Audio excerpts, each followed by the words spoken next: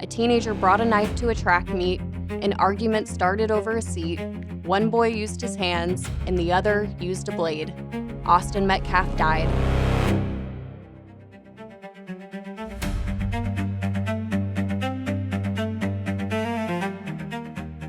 A 17-year-old brought a knife to a high school track meet. He got into an argument with another 17-year-old that he didn't know, and the argument was over who belonged under a team tent during the rain. One teenager put his hands on the other, and the other pulled out a knife and stabbed him in the chest. Austin Metcalf died. Karmelo Anthony said it was self-defense. A jury heard the witnesses, they watched the evidence, and they were given the option of convicting him of manslaughter, but they rejected it. They convicted him of murder and then sentenced him to 35 years in prison. That's the case, and those facts are undisputed. But that's not the story most of the internet decided to tell. Austin Metcalf happened to be white. Karmelo Anthony happens to be black. And almost immediately, a killing between two teenagers who didn't know each other became part of a national argument about race. One side turned Anthony into the victim. The other turned him into proof of something larger about black violence. Fundraisers became political statements. Fake evidence appeared online, and both families received threats. People who had never met either teenager picked a side, and the actual facts became harder to see. So here's the part I want you to notice. Neither the prosecution nor the defense told the jury this killing was about race. Both sides said it wasn't. Race entered the story as soon as their photos hit the newsfeed. So, let's get into it. I'm Molly Reed. Welcome to Intelligence Brief. April 2nd, 2025. There's a high school track meet in Frisco, Texas, and it starts raining, so athletes move underneath tents in the stadium bleachers. Karmelo Anthony, who attended Centennial High School, was sitting underneath a tent assigned to Memorial High School. Austin Metcalf was one of Memorial's team captains. The two teens didn't know each other, and witnesses said Austin told Karmelo to leave, but Karmelo refused, so the argument became heated. Karmelo warned Austin not to touch him. Austin then put a hand on him or shoved him, and the exact amount of force was disputed at trial. But what happened next wasn't.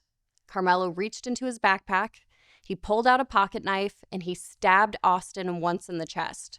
Austin lifted his shirt and said he'd been stabbed, and his twin brother held him while the adults tried to save him. He died in his brother's arms. Now, Karmelo remained at the scene, and police said he admitted to what he had done, and he asked whether it could be considered self-defense.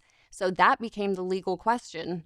Was he reasonably protecting himself from a threat, or did he answer a shove with deadly force? The jury heard the case, they rejected self-defense, and they rejected manslaughter, and they convicted him of murder. So the racial version of this story begins with two simple facts. Karmelo Anthony is black, Austin Metcalf was white. Both facts are true, but neither one explains why the stabbing happened. No evidence presented at trial showed Karmelo targeted Austin because he was white, and no evidence showed that Austin confronted Karmelo because he's black. They didn't know each other. The argument was over a seat underneath one team's tent. Even the lawyers on both sides told jurors the killing had nothing to do with race.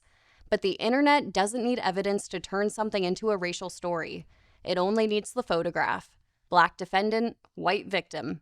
And from there, people already know which version that they're gonna believe. One version says Karmelo was a frightened black teenager surrounded by athletes from another school, and he warned Austin not to touch him. Austin ignored the warning. Then a justice system with no black jurors convicted him. In that story, the real subject becomes racial injustice. The other version says a black teenager brought a weapon to a school event, stabbed a white student over a seat, and was defended because of his race. In that telling, Austin's death becomes proof that obvious violence is being excused. It's the same case, but two different political products, and both of them demand the same thing. You pick a side before the evidence is even finished. So here's what gets left out of both narratives. The knife was already there before Austin approached him, before the argument, before the shove, before the claim of self-defense. And that doesn't automatically prove murder.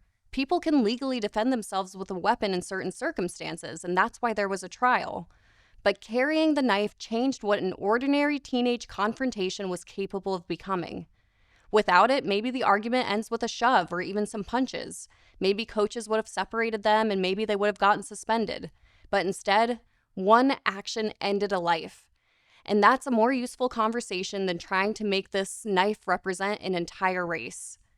People get into arguments every day, and they rarely end with a dead teenager. And carrying a weapon doesn't automatically mean you plan on using it. Most people who carry one hope to never have to use it. But a weapon can turn a regular argument into an event that destroys 2 lives in a matter of seconds. It just has to be there when the argument happens. So the prosecution's position was simple. A shove did not justify a stabbing. The defense argued Karmelo didn't have to wait until he was seriously injured before protecting himself. That was the real disagreement. Self-defense isn't a phrase that automatically clears someone. The jury had to decide whether deadly force was reasonable in response to the threat Karmelo believed he faced, and they decided it wasn't. They were also given manslaughter as an option, but they rejected that too. So the verdict was murder. And you can question the process and you can support an appeal, but you can't honestly say nobody considered the self-defense argument. The jury considered it. They rejected it. So this is where the racial question becomes legitimate, not as an explanation for the stabbing, but as a question about the legal process afterward. The final jury reportedly contained no Black jurors. During jury selection, prosecutors dismissed the qualified Black prospects who remained. The defense objected, and the judge allowed the dismissals. So that does deserve some scrutiny. A Black defendant facing a jury with no Black members in a case that's racially charged is something people are going to notice. The legal system has rules designed to prevent jurors from being removed solely because of race. So ask what reasons prosecutors gave. Ask whether those reasons were applied consistently. Ask whether the judge examined them carefully enough. And ask whether an appeals court agrees, because those are fair questions. But keep the categories separate. That's a question about whether Karmelo received a fair process, but it's not evidence that Austin's killing was racially motivated. Those are 2 different conversations. And once the case became a national identity fight, fake material began spreading. Fabricated claims, false social media posts, even a fake medical examiner's report. People impersonating officials, and both families reported threats and swatting incidents. The evidence no longer had to be real. It only had to be useful. And a rumor that made Austin look violent spread among people defending Karmelo. And a rumor that made Karmelo look monstrous spread among people defending Austin. Fundraising made that commitment even stronger, because once someone donates to a version of the story, changing their mind becomes harder, because now they're emotionally and financially invested in being right. The goal shifted. People stopped trying to understand the case, and they started trying to win the argument built on top of it. So somewhere in all of this, Austin became less visible. Not white Austin, not the symbol, but just Austin. A teenager, a twin brother, a football player, track athlete, a kid who went to a school event and never came home. And the same thing happened to Karmelo. Not Black Karmelo, not the symbol, but just Karmelo. A teenager who carried a knife, made a catastrophic decision, and now has a murder conviction and a 35-year sentence. But the internet flattened both of them. Austin became either the perfect victim or a detail people needed to minimize. And Karmelo became either the perfect monster or the perfect martyr. Real people are rarely that useful, so the story removes whatever doesn't fit. So here's the lesson. Race can matter to the way a story is handled without being the reason the event happened, and that nuance is disappearing. Now we treat every interracial crime as though the racial identities automatically reveal the motive, but they don't. Sometimes race explains the crime, sometimes it explains the public reaction, and sometimes it raises questions about the legal process. But sometimes it explains none of those things.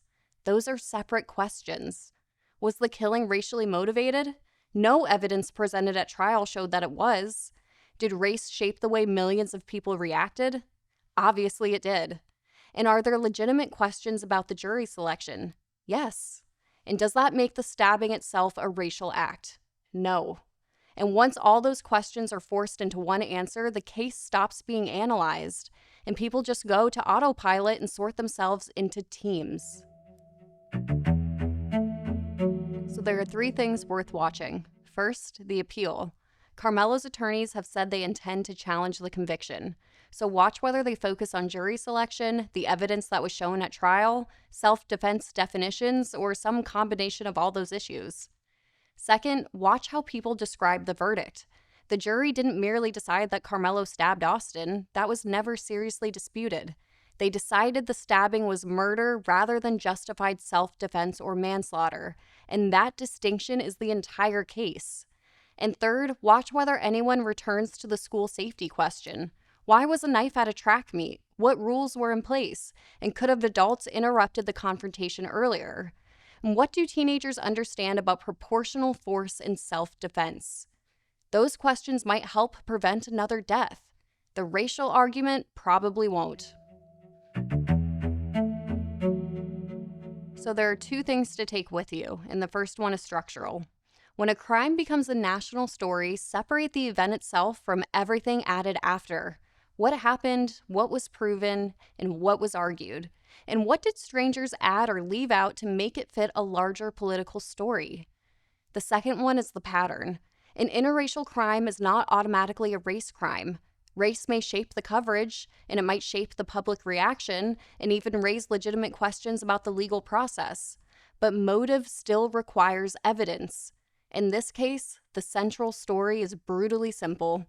A teenager brought a knife to a track meet, an argument started over a seat, one boy used his hands, and the other used a blade. Austin Metcalf died, and a jury rejected self-defense and convicted Karmelo Anthony of murder.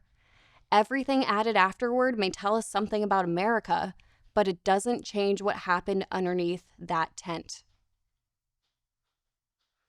So that's all for today, and I know this was a tough story, which is why it deserves more than the usual black and white coverage. So thanks for staying with us. Structure first, pattern second, conclusion yours. Thanks for watching Intelligence Brief. I'm Molly. Stay expensive.